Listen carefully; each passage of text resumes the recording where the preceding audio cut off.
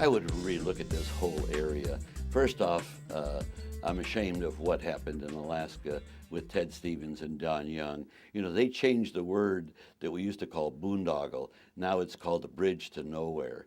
Thank God the governor up there has just scotched the whole thing because the money was there to still do it, even though it wasn't earmarked that particular way. And applauded. And she's a Republican, and she just wiped the whole thing out. Now, it's a little more unique. I would think that there wasn't that much when I was in the Senate 30 years ago. It's just developed because it's made committee chairmen a lot more powerful. Because when they're sitting on the floor carrying a piece of legislation and a member comes up to them and says, well, can I slip this in the bill? And of course, there've never been any hearings on it. Look at the Lieberman Amendment, which is essentially setting the stage to go to war in Iran. Look what it does. It was put in as an earmark. Nobody had any notice. Senator Webb from Virginia, and incidentally, I live in Virginia now. I'm a resident of Virginia, but Alaska is my first love.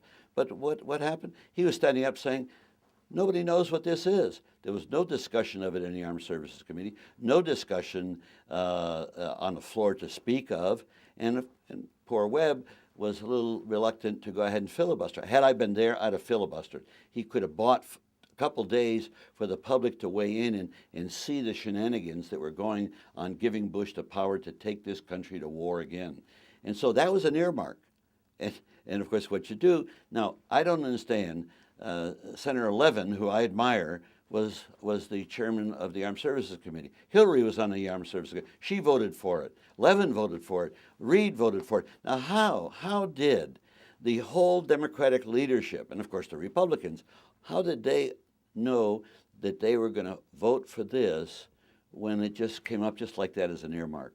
Does it make you wonder maybe there was something behind the scenes going on to get all these people lined up like a row of ducks to vote to give George Bush the power to take this country to war?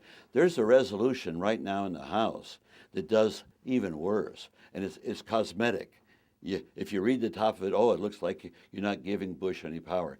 I'll tell you, when you look at the exceptions, my God, a captain or a field grade officer, a major or a colonel could cause a war with Iran.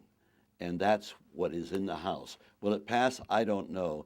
But this is something that there needs to be a change. There needs to be accountability in our system of governance. It is not working at all.